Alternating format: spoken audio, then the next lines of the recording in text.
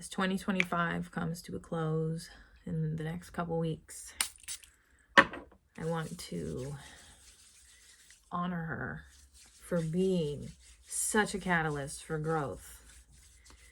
We're doing clarity in the heart and clarity in our minds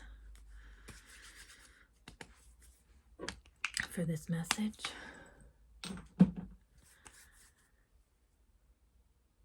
"2025 was all about shedding literally everything that just no longer works for us. Whether that be defense mechanisms, whether that be our triggers, whether that be just abandoning ourselves and not even realizing how we're not honoring who we are in our situations, our relationships, and in everything. I want to read a passage from my notebook to honor the darkness of what 2025 may have been for you, was for me. But I don't want you to fear darkness, because the darkness is where you transform your light. Your darkness is such a valuable part of your journey because it's half of you. You know, when we're healing, we want everything to just be love and light and namaste, and it's not what it is. It's deep, and your darkness is literally half of you, and you can't have one without the other. And where your darkness is, your darkness will show you where you're not living in your light. And it's so important to honor that part of you, because you can't love half of you to be whole. So I do have a passage in my notebook that I wrote back in March. Look at my cute little notebook. Never stop growing. Never stop growing. And I'm going to read it to you. And yeah, let's just go on a journey to recognize those parts of us that people want us to put far away, but they need to be honored because they are just as much a part of us as every bit of light that exists. So, I have come here to shine light on the darkness. I know darkness very well, for we have become friends. I have fought with darkness, begged to darkness, cried in darkness, and lied in darkness. I am familiar with her face, for she is heavy, yet hard to hold. I see her darkness, and I honor it, for she brings brighter days. Darkness is not bad, and she is not cruel, but she is a reflection of all you don't want to face or feel. She is strong in where she stands, and she will take the blame for your sorrow, for that is her path. She will also bring comfort when you no longer curse her pain. The same way flowers grow through concrete, so do you.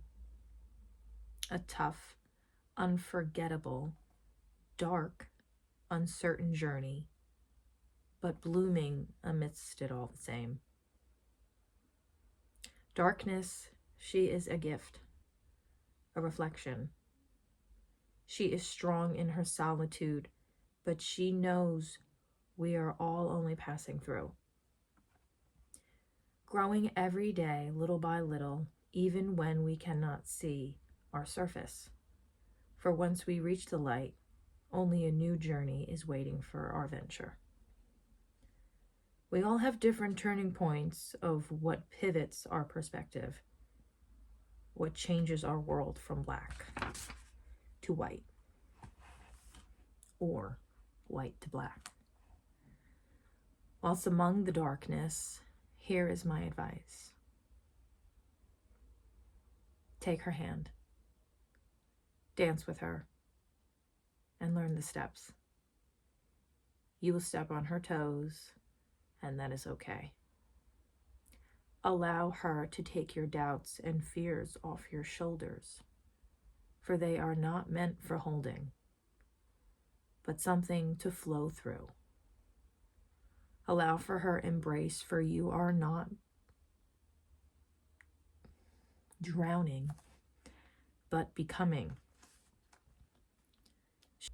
She is soft, and the door is always open, but we have a tendency to choose our own bondage.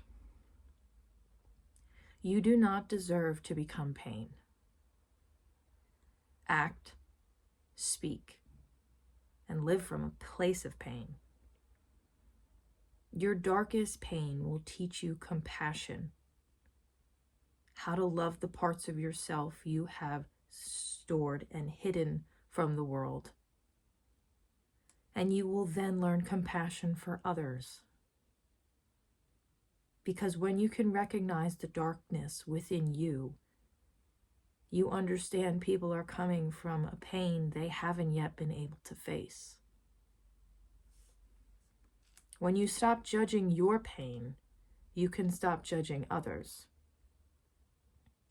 Now, this is not to justify people of painful acts, but we all come from the same cloth, and some of us have a longer journey than others on our way back to the sky. Pain is a part of my story, but it is not my whole story. For when you become pain, you truly appreciate the light.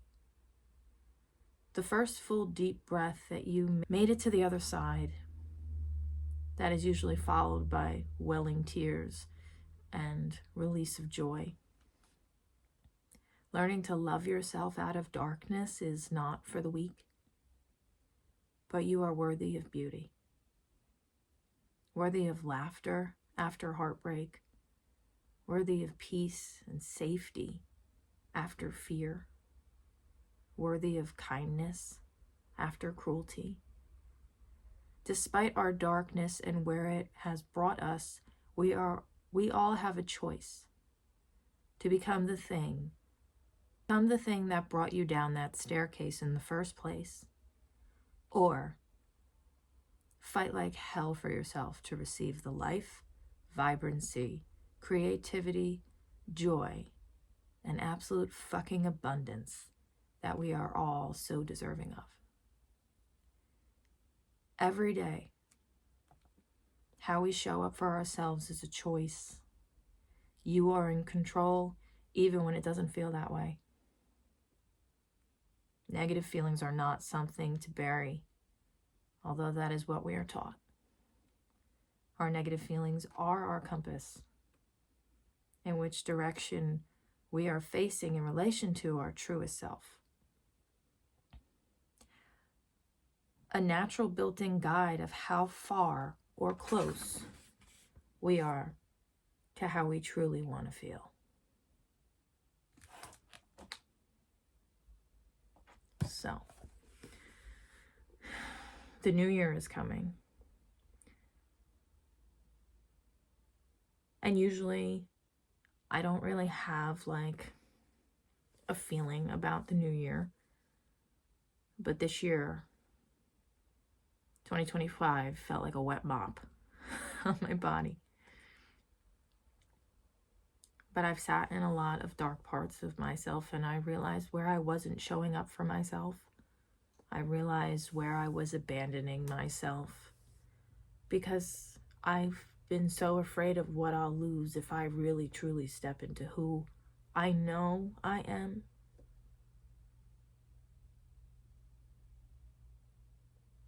And that is the greatest darkness of all, because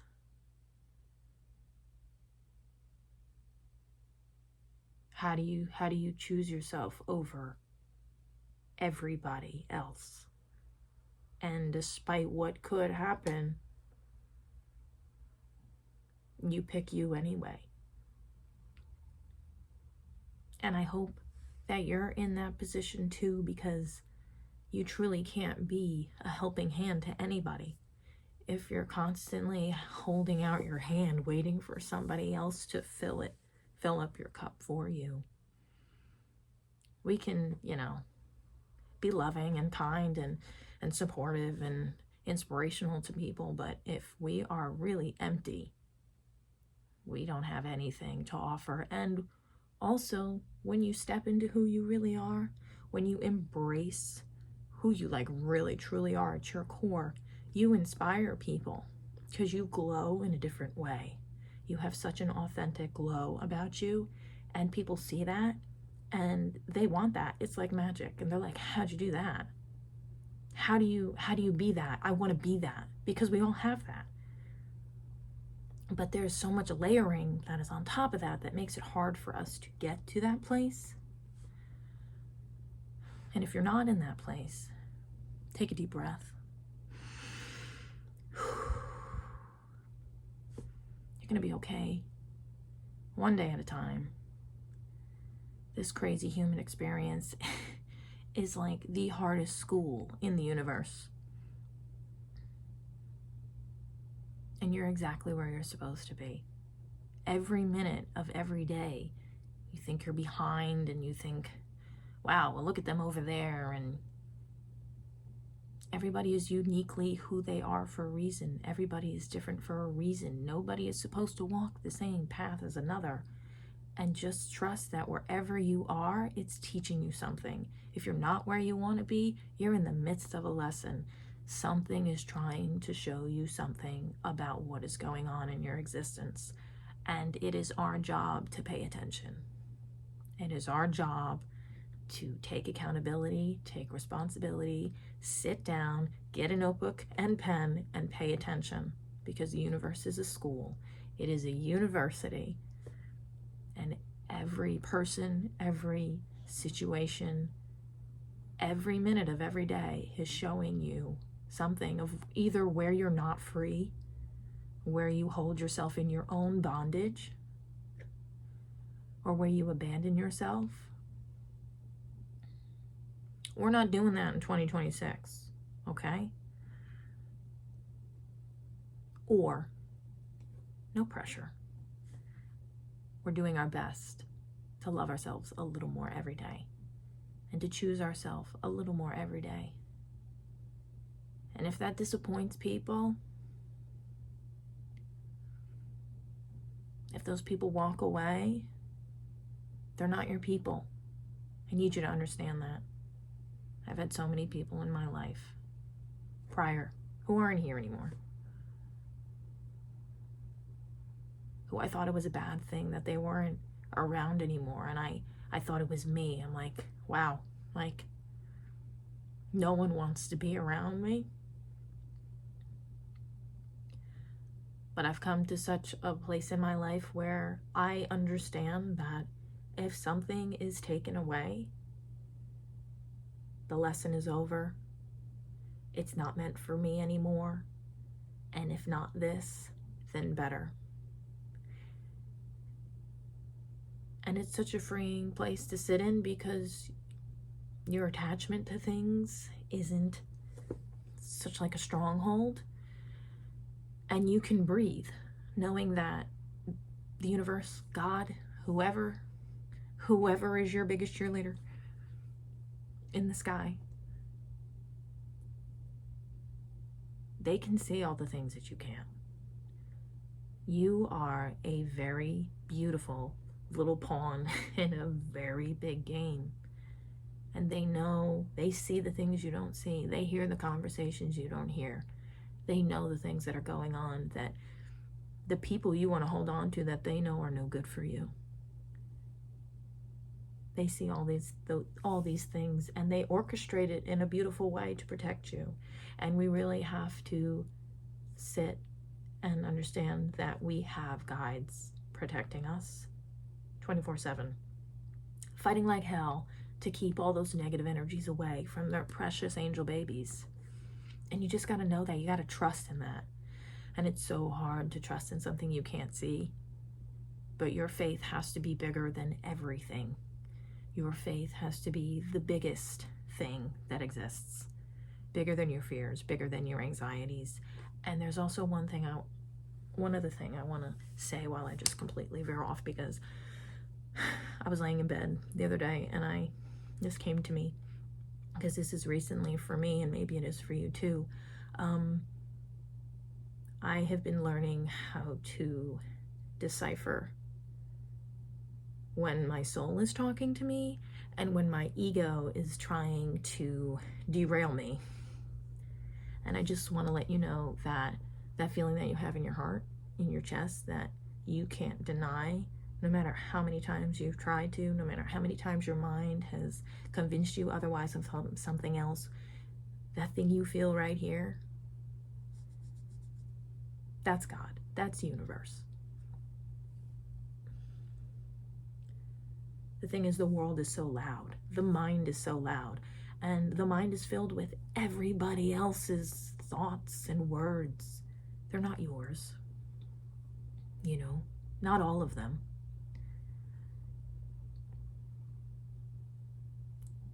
And the soul, your intuition, it's never going to be loud. It is never going to raise its volume.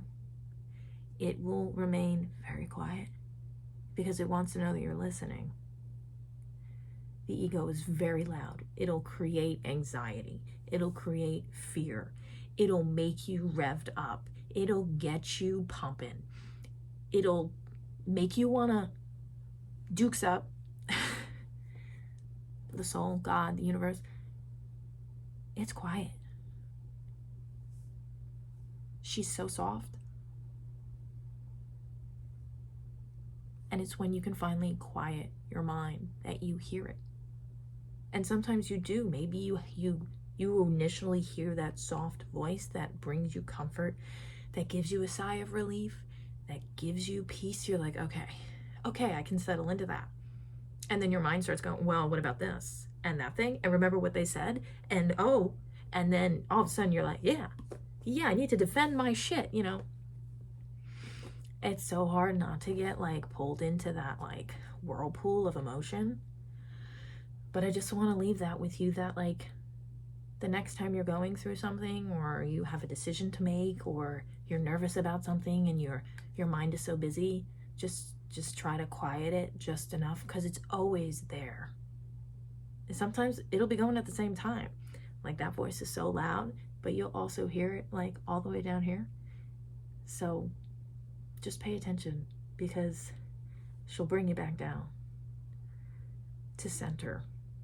And that is the voice you want to listen to, because when you're responding from a place of angst or fear or anger, you're never going to make, I don't want to say never, like you're